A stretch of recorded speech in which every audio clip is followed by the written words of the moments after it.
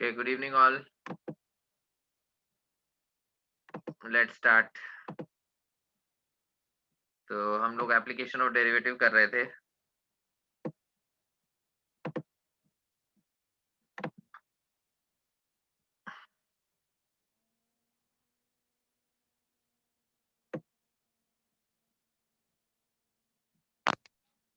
Okay, so let's do this question. fx is equal to x cube plus bx square plus cx plus d. fx equal to x cube.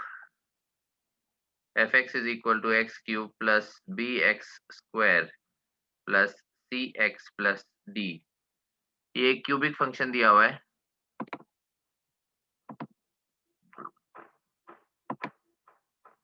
fx equal to x cube plus bx square plus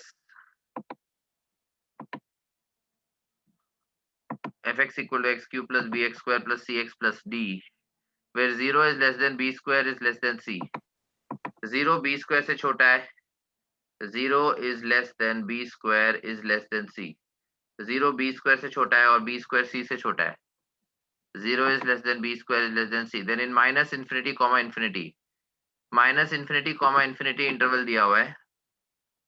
in minus infinity comma infinity इस interval में कौन सा statement true होगा?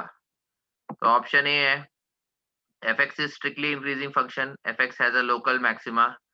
Strictly decreasing function, fx is bounded. Okay, fx strictly increasing function है.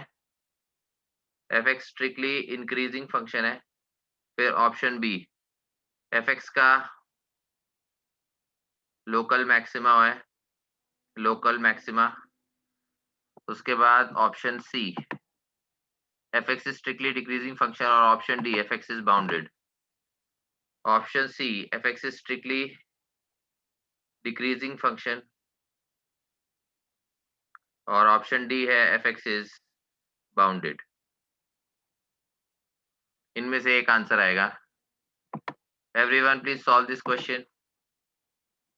fx एक cubic function आपको दिया हुआ है x Q plus B x square plus C x plus D, जिसमें 0 is less than B square is less than C दिया हुआ है. तो माइनस इन्फिनिटी कॉमा इन्फिनिटी जो इंटरवल है उसमें कौन सा ऑप्शन ट्रू है? स्ट्रिक्टली इंक्रीजिंग फंक्शन है, लोकल मैक्सिमा एफएक्स का, स्ट्रिक्टली डिक्रीजिंग फंक्शन है या एफएक्स बाउंडेड है?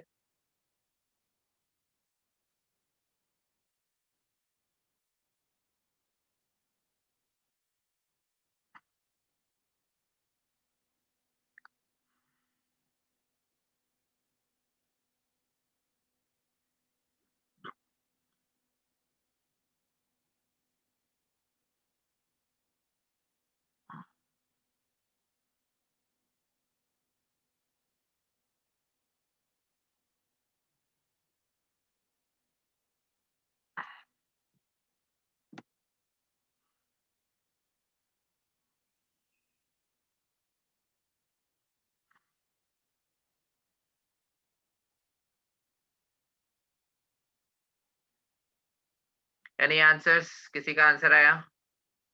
Option A, option B, option C या फिर ऑप्शन डी? बाउंडेड का मतलब ये होता है कि उसकी रेंज जो है वो ऑल रियल वैल्यूज नहीं होगी. मतलब उसकी रेंज किसी दो नंबर्स के बीच में वेरी करेगी. तो जब अगर रेंज दो नंबर्स के बीच में, दो फाइनाइट वैल्यूज के बीच में वेरी करती है, तो उसको हम बोलते हैं कि fx एक बाउंडेड फंक्शन है.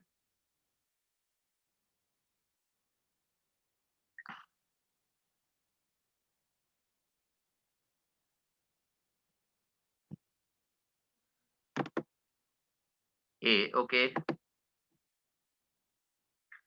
Any other answers?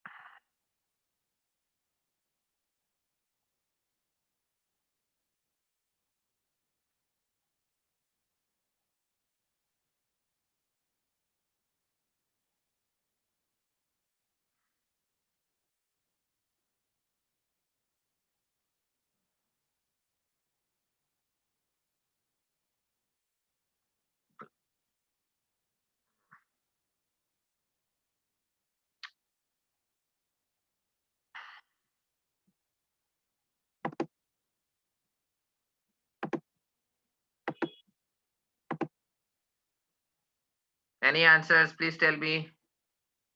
Any answers for this question? Okay मैं सॉल्व कर रहा हूँ। तो हमें मोनोटोनिसिटी देखने के लिए डेरिवेटिव निकालना पड़ेगा। तो अगर हमने f डैश एक्स किया तो यहाँ पे 3x स्क्वायर आया और फिर 2bx आएगा और प्लस c आएगा। ठीक है? तो अब इसका अगर हम अब हमें चेक करना है कि ये डेरिवेटिव का साइन पॉजिटिव है नेगेटिव, तो हमें डिस्क्रिमिनेंट देखना पड़ेगा। तो 2b का स्क्वायर 4b स्क्वायर हो गया माइनस 4 इंटू 3 12c। ओके, तो अब यहाँ पे अगर मैं 4 इसमें से कॉमन लेता हूँ तो ब्रैकेट में आ रहा है b स्क्वायर माइनस 3c। अब बी स्क्वायर जो है वो सी से छोटा है, B square is less than C. तो obviously B square minus 3c जो होगा वो c माइनस 3c मतलब माइनस 2c से छोटा होगा। अब c एक पॉजिटिव नंबर है because c is greater then 0। तो माइनस 2c से छोटा है तो माइनस 2c नेगेटिव है और ये माइनस 2c से छोटा है तो ये एक नेगेटिव नंबर हो गया। तो डिस्क्रिमिनेंट नेगेटिव है तो इसका मतलब इसके इमेजिनरी रूट्स एग्जिस्ट करेंगे। डिस्क्रिमिनेंट इज लेस देन 0 तो इसका मतलब इसके इमेजिनरी रूट्स एग्जिस्ट करेंगे और इसका कोएफिशिएंट पॉजिटिव है, एक्स स्क्वायर का coefficient.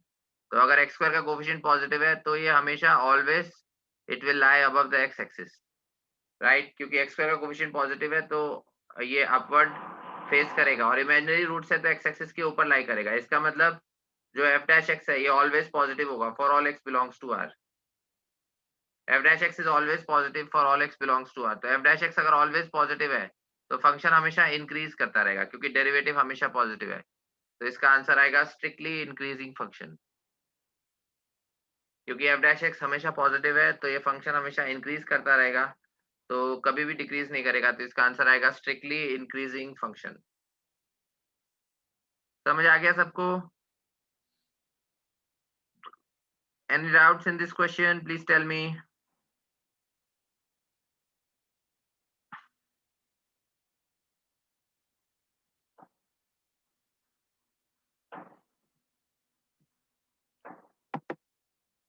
Please repeat. Okay repeat कर रहा हूँ। ये आपको क्यूबिक फंक्शन दिया हुआ था x cube plus B x square plus C x plus D. तो इसके अगर हमें मोनोटोनिसिटी के बारे में स्टडी करना है तो हमने इसको डिफरेंशिएट किया तो क्वाड्रेटिक आएगी 3x square plus 2bx plus सी। अब इसका क्वाड्रेटिक का हमने डिस्क्रिमिनेंट निकाला तो 4b स्क्वायर माइनस 12c जिसमें से 4 कॉमन लिया तो ब्रैकेट में आता है b स्क्वायर माइनस 3c। अब b स्क्वायर जो है वो c से छोटा है तो b square minus 3c minus 2c से छोटा होगा जिसमें c एक पॉजिटिव नंबर है तो माइनस 2c ये एक नेगेटिव नंबर हो गया। ठीक है, c एक पॉजिटिव है तो माइनस 2c एक नेगेटिव नंबर हो गया। अब ये लेस देन 0 है क्योंकि ये नेगेटिव है तो लेस देन 0 है तो b स्क्वायर माइनस 3c भी नेगेटिव हो गया। अब b square minus 3c negative हो गया तो 4 से मल्टीप्लाई करने पे भी नेगेटिव नंबर आएगा मतलब डिस्क्रिमिनेंट नेगेटिव हो गया। तो डिस्क्रिमिनेंट नेगेटिव हो गया मतलब इसके इमेजिनरी रूट्स आएंगे, मतलब जो क्वाड्रेटिक होगा वो एक्स एक्सिस के को कट नहीं करेगा क्योंकि इमेजिनरी रूट्स आएंगे। अब हमने एक्स स्क्वायर का कोफिशिएंट देखा तो एक्स स्क्वायर का कोफिशिएंट पॉजिटिव है, राइट 3। तो एक्स स्क्वायर का अगर कोफिशिएंट पॉजिटिव है तो ये अपवर्ड फेसिंग पैराबोला बनेगा, राइट? और अपवर्ड फेसिंग पैराबोला बनेगा और ये इमेजिनरी रूट्स है तो ये एक्स एक्सिस के ऊपर से ही टर्न कर जाएगा। ओके, तो एक्स एक्सिस के ऊपर से टर्न कर जाएगा मतलब ये क्वाड्रेटिक हमेशा एक्स एक्सिस के ऊपर रहेगी तो ये ऑलवेज पॉजिटिव होगा। आप एक्स की कोई भी वैल्यू लो, एक्स की आप कोई भी वैल्यू लो ये हमेशा एक्स एक्सिस के ऊपर आएगा मतलब this is always positive for all x belongs to are.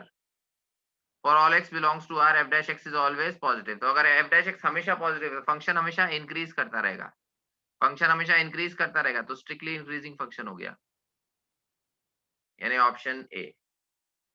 Any doubts? किसी को कोई डाउट है please tell me.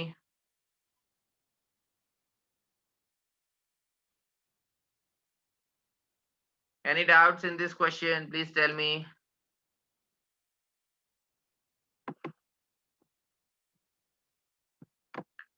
If coefficient was minus then curve will be downward facing, right? Yes, अगर coefficient नेगेटिव होता, सपोज यहाँ पे x square का coefficient 3 की जगह -3 होता, मतलब ये होता -3x square plus 2bx plus c।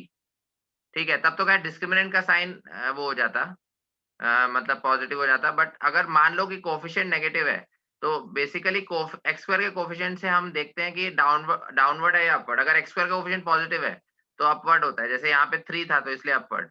अगर एक्स स्क्वायर का कोफिशिएंट नेगेटिव है तो डाउनवर्ड होता है। तो अगर डाउनवर्ड है और डिस्क्रिमिनेंट भी नेगेटिव आ रहा है तो फिर इस तरह से केस बनता है। मतलब पैराबोला डाउनवर्ड फेस करेगा और एक्स एक्सिस के नीचे रहेगा, तो उस केस में ऑलवेज नेगेटिव हो जाएगा। ठीक है, अगर एक्स स्क्वायर का कोफिशिएंट नेगेटिव हो और डिस्क्रिमिनेंट भी नेगेटिव हो, क्योंकि इमेजिनरी रूट्स हमें शो करने हैं तो एक्स एक्सिस को कट नहीं कर सकता, तो उस केस में ऑलवेज नेगेटिव बनता है।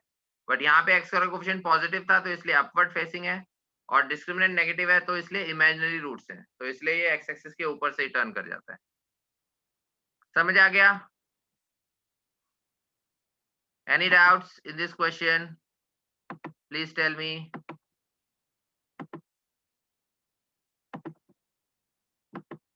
No. Okay,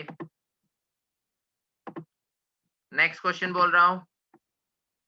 next question,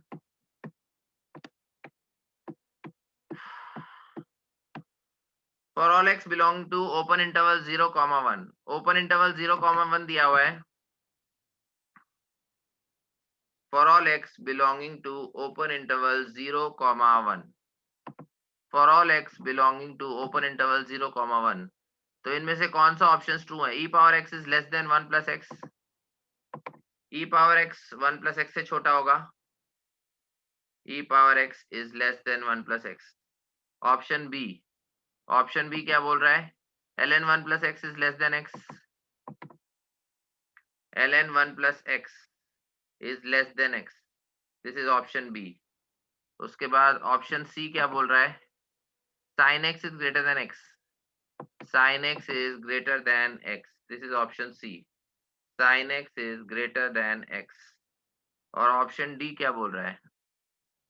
option D है ln x is greater than x, option D है ln x is greater than x।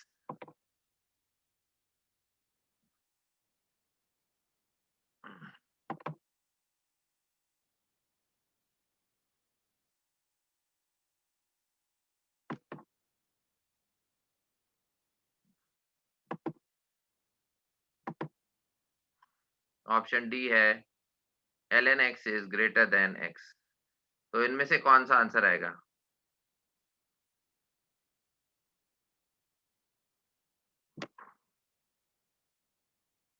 For all x belongs to open interval 0 to 1, अगर x open interval 0, 1 में लाई कर रहा है तो इनमें से कौन सा ऑप्शन करेक्ट है?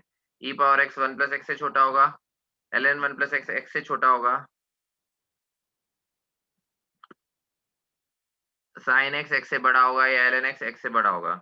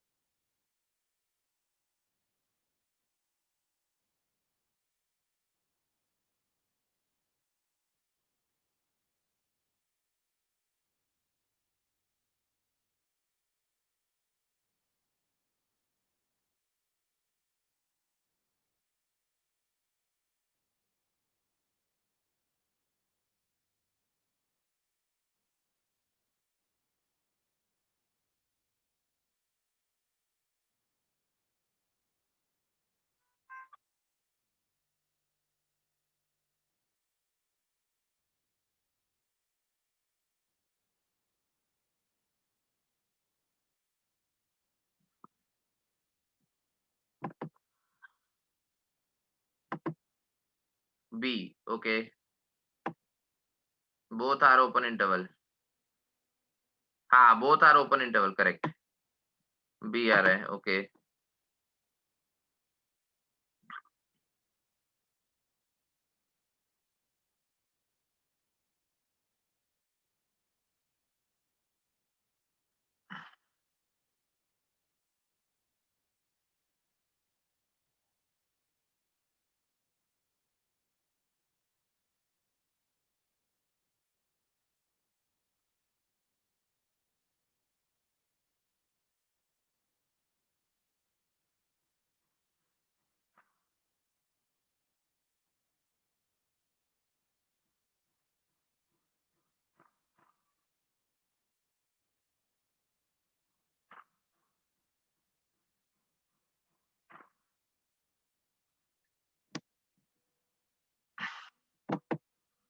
B, okay.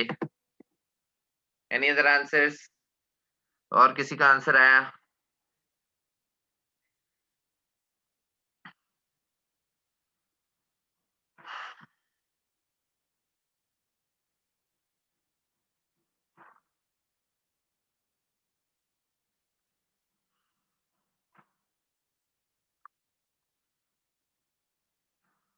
ओके, मैं सॉल्व करता हूँ।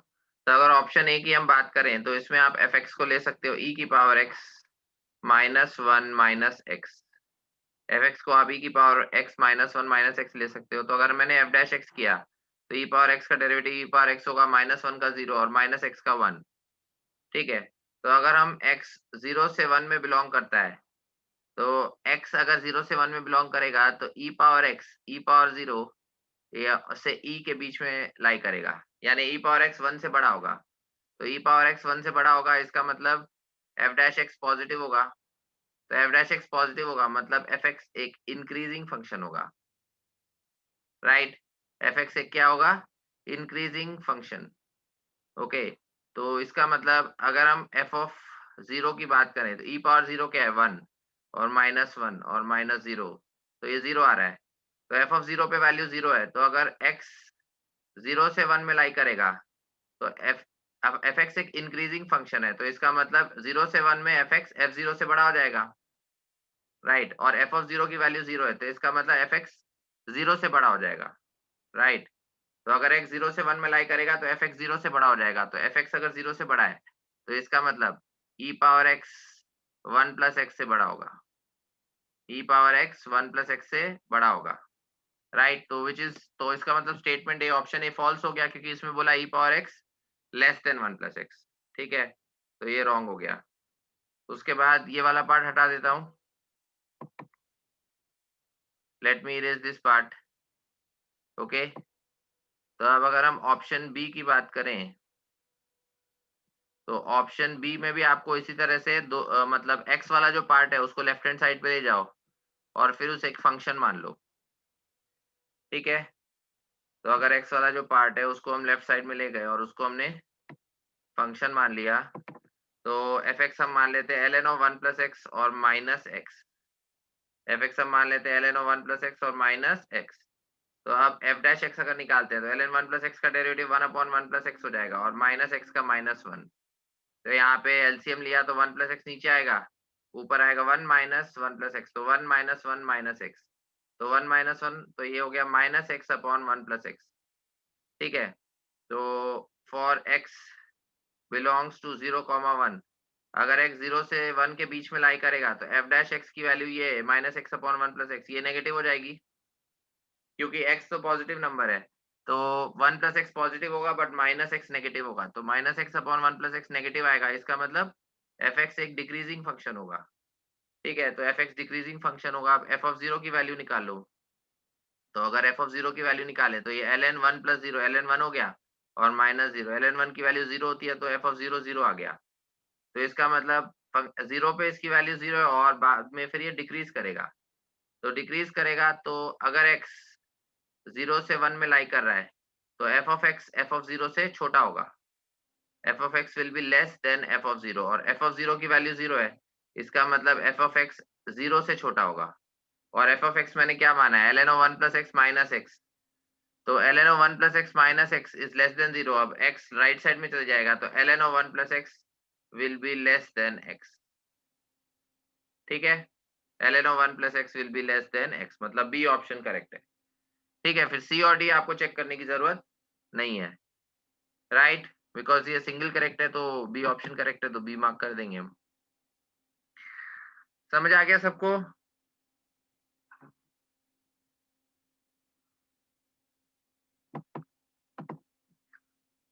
Any doubts in this question?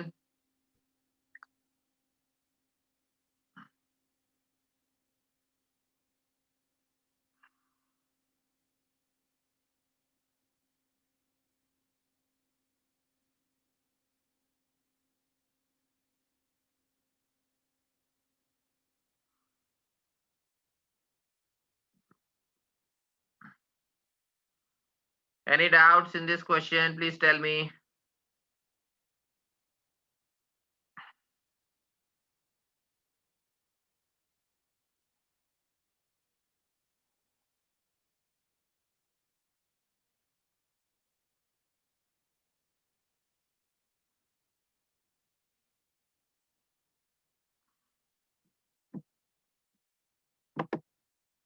No okay, तो इसमें बी ऑप्शन करेक्ट आ गया। सी और डी फिर मैंने चेक नहीं करे बिकॉज बी करेक्ट आ गया। Okay, next question. तो नेक्स्ट क्वेश्चन हम सॉल्व करते हैं।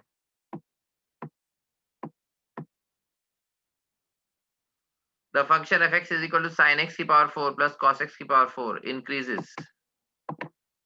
फंक्शन fx आपको दिया हुआ है sin x की पावर 4 प्लस cos x की पावर 4। तो ये किस इंटरवल में इंक्रीज करेगा?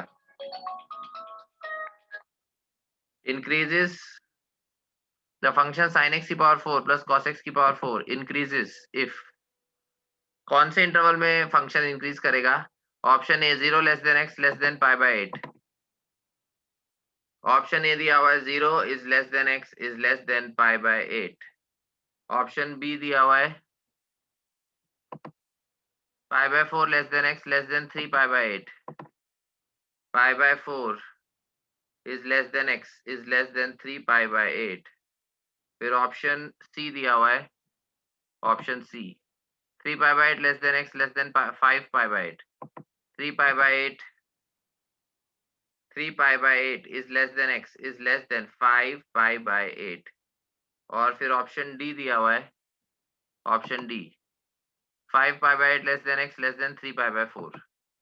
5 pi by 8 is less than x is less than 3 pi by 4। तो इनमें से कौन से इंटरवल में जो fx होगा वो इंक्रीज करेगा? fx will behave as an increasing function।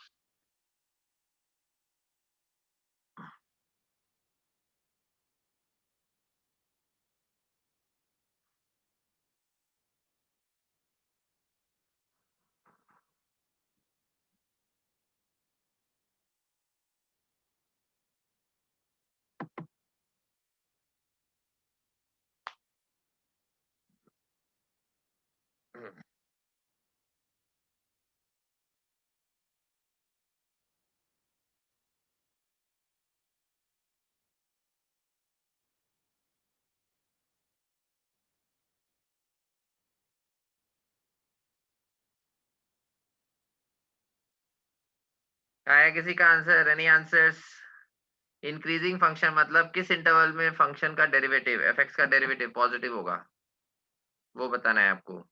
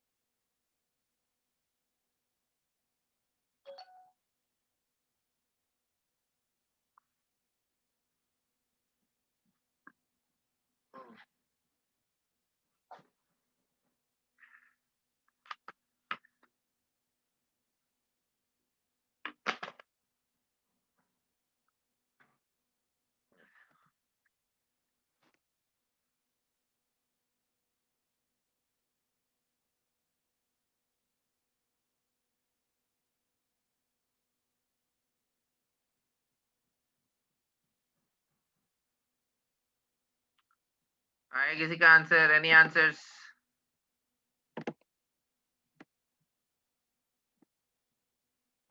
fx को आप sin square x plus cos square x के फॉर्म में लिख सकते हो, उससे थोड़ा सिंपल हो जाएगा।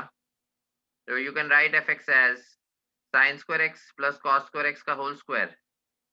ठीक है, तो sin square x plus cos square x का होल स्क्वायर करेंगे तो ये sin 4x cos 4x आएगा और 2 sin square x cos square x आएगा। तो उसको हटा दो तो -2 sin square x cos square x कर दिया। अब sin square x cos square x की वैल्यू 1 होती है, 1 का स्क्वायर 1 हो गया। फिर इसमें 2 से ऊपर नीचे मल्टीप्लाई कर दो, तो 2 से अगर हमने ऊपर नीचे मल्टीप्लाई किया तो ये sin 2x का स्क्वायर बन जाएगा और डिवाइडेड बाय 2। ठीक है, क्योंकि 4 sin square x cos square x is sin 2x का square. Right, wait, okay, wait कर रहा हूँ। इस फॉर्म में फंक्शन को डिफरेंशिएट करो तो उससे आसान हो जाएगा।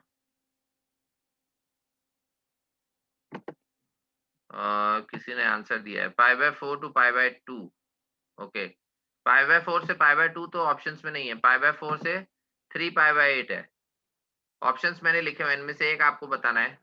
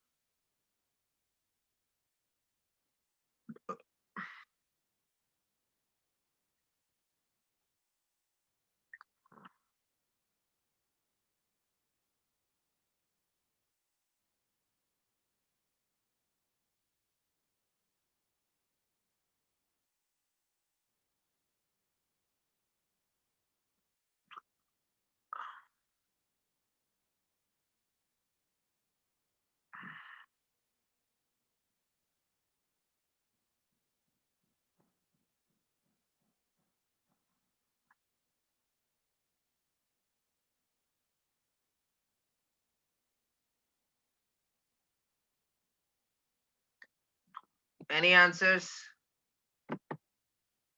π/4 टू π/2 वापस, π/4 से π/2 ऑप्शंस में नहीं है भाई। π/4 से 3π/8 बोलो या तो।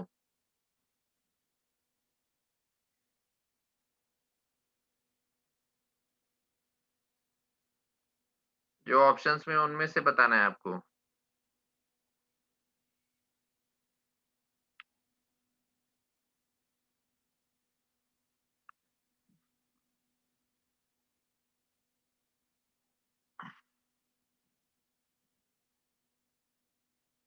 या तो उसने पूरा इंटरवल दिया नहीं हुआ है, इसने कोई सबसेट दिया हुआ है इंटरवल का, तो जो आपका आंसर आ रहा है उसमें उसका अगर कोई सबसेट भी इस ऑप्शन में है तो फिर वो करेक्ट होगा। क्योंकि अगर पूरे इंटरवल को सेटिस्फाई कर रहा है तो उसका कुछ पार्ट भी इसको सेटिस्फाई करेगा। राइट, तो अगर हमें एफ एक्स इंक्रीजिंग चाहिए तो एफ डैश एक्स करेंगे, 1 का डेरिवेटिव 0 माइनस हाफ, फिर साइन 2x का स्क्वायर तो 2 साइन 2x आया, और फिर साइन 2x को डिफरेंशिएट करेंगे तो cos 2x आएगा, और फिर चेन रूल से 2 आएगा। Correct, minus half sine 2x का square 2 sign 2x, sign 2x का डेरिवेटिव cos 2x और चेन रूल से 2। अब ये इंक्रीजिंग फंक्शन है तो डेरिवेटिव मस्ट बी पॉजिटिव। ठीक है, हाफ, ये 2 से 2 कैंसिल हो गया, minus 2 sign 2x cos 2x तो माइनस साइन 4x हो गया, ये इज ग्रेटर देन 0। माइनस 1 से मल्टीप्लाई करेंगे तो साइन 4x नेगेटिव आ जाएगा, साइन 4x इज नेगेटिव। ठीक है, तो अब ये देखो कि कौन कौन से उसमें ये नेगेटिव होता है। तो पॉजिटिव में ही देखना है, तो 0 से पाई में तो पॉजिटिव रहता है, फिर पाई से 2 पाई में नेगेटिव रहता है।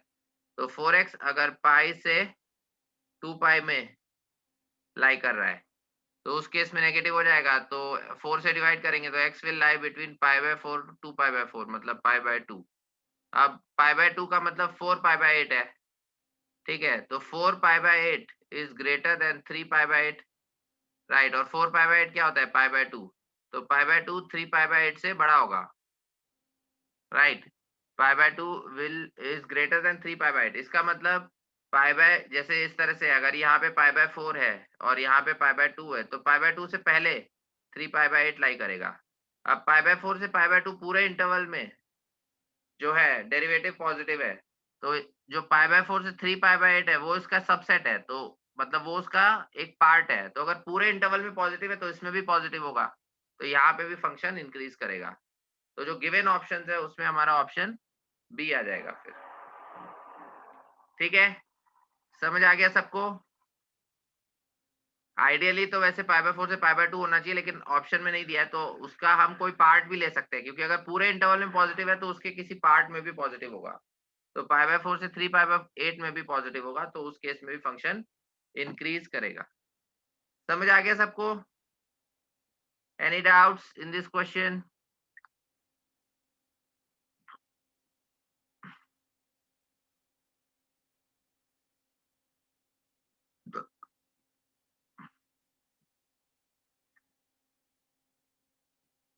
Any doubts in this question? Please tell me. Yes, B is the correct answer. Okay, so I am removing the solution. Next question बोल रहा हूं मैं.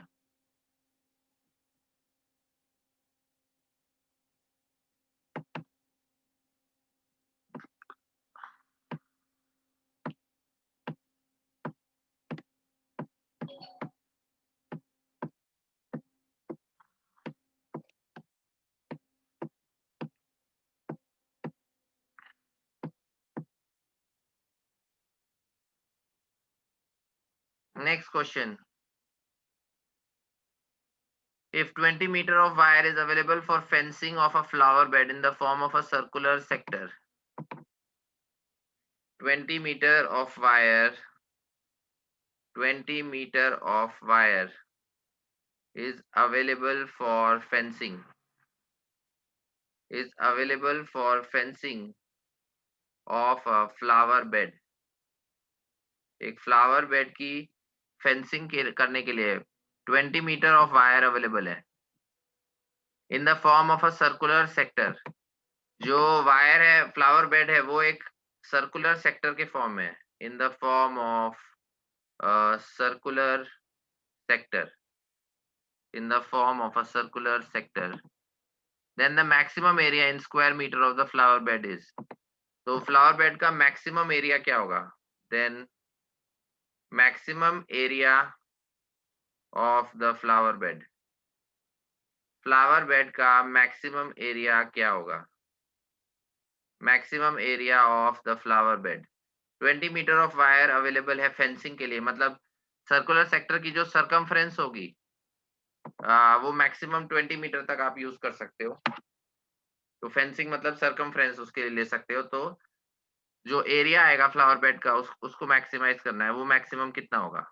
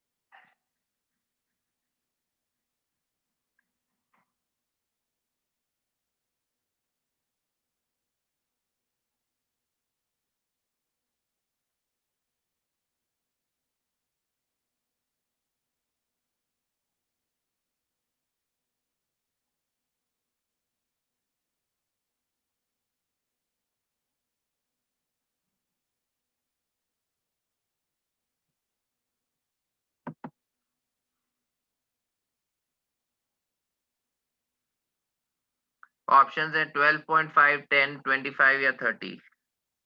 12.5, 10, 25 या फिर 30. These are the options.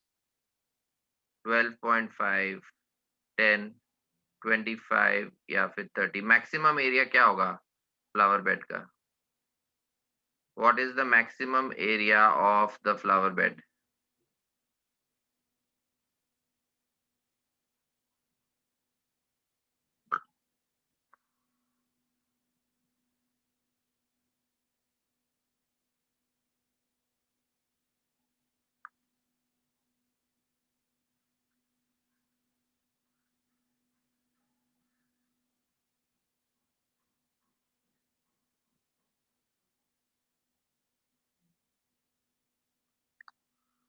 एक सर्कुलर सेक्टर मान लो.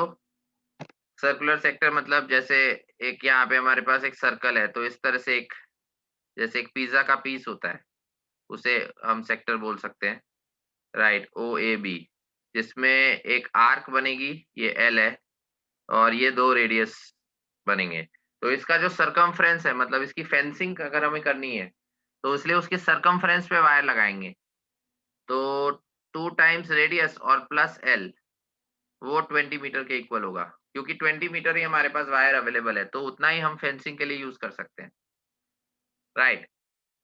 अगर एरिया की बात करें तो एरिया होता है, अगर ये एंगल थीटा है तो थीटा अपॉन 2 पाई, अगर रेडियंस में लूं तो theta upon 2 pi into pi r square, unitary method से। अगर पूरा सर्कल लेंगे तो 2 पाई रेडियंस बनेगा, तो उसके कॉरेस्पॉन्डिंग पाई आर स्क्वायर यानी सर्कल का एरिया होगा। बट अगर थीटा इसी सेक्टर का एरिया चाहिए तो थीटा से हम ये करेंगे, ठीक है। तो पाई पाई कैंसिल, तो ये हमारे पास आ गया theta into r square by 2। अब एंगल थीटा अगर इन रेडियंस हम बात करें तो एल बाय आर होता है, ये सबको पता ही है, length of arc upon radius.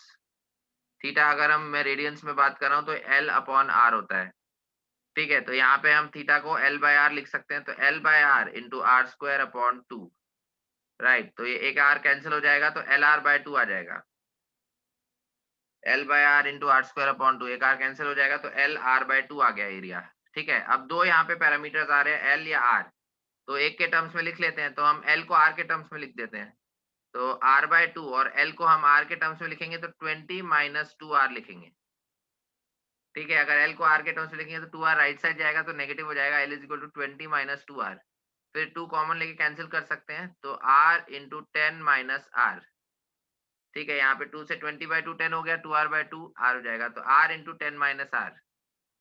अब ये हमारे पास एरिया का एक्सप्रेशन आ गया, जिसे हमें मैक्सिमाइज करना है, क्योंकि मैक्सिमम एरिया चाहिए, ठीक है। तो जब भी किसी एक्सप्रेशन को मैक्सिमाइज या मिनिमाइज करना होता है तो उसे डिफरेंशिएट करके जीरो करते हैं, सबको पता ही है।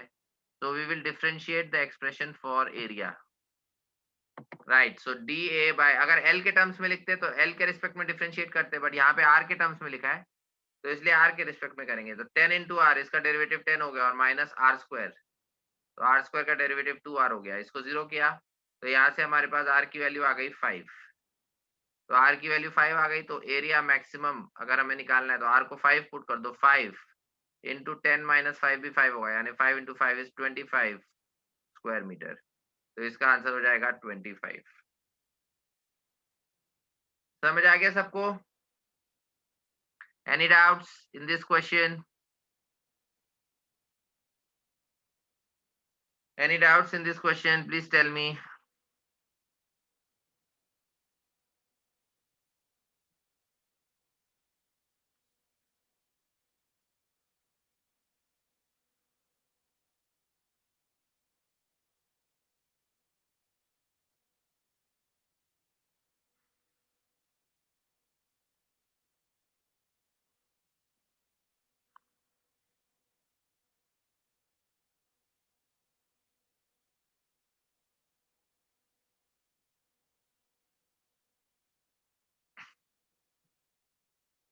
Any doubts? Please tell me. किसी को कोई डाउट है, समझ में नहीं आया? पहले सर्कुलर सेक्टर लिखा, सर्कुलर सेक्टर का सर्कमफ्रेंस 2r प्लस एल हो गया, इज इक्वल टू 20। उसके बाद एरिया का formula theta upon 2 pi into pi r square, यानी थीटा आर स्क्वायर बाय 2, फिर थीटा को एल बाय आर लिखेंगे, आर कैंसिल कर दिया, एल आर बाय 2, और फिर एल को आर के टर्म्स में लिखा, तो 20 माइनस 2 आर, फिर 2 कॉमन लेके कैंसिल कर दिया, एरिया का एक्सप्रेशन है आर इंटू 10 माइनस आर, उसको मैक्सिमाइज करना था, उसे डिफरेंशिएट किया, डिफरेंशिएट करके जीरो किया, आर की वैल्यू 5 आ गई, और फिर उस एरिया के एक्सप्रेशन में आर को 5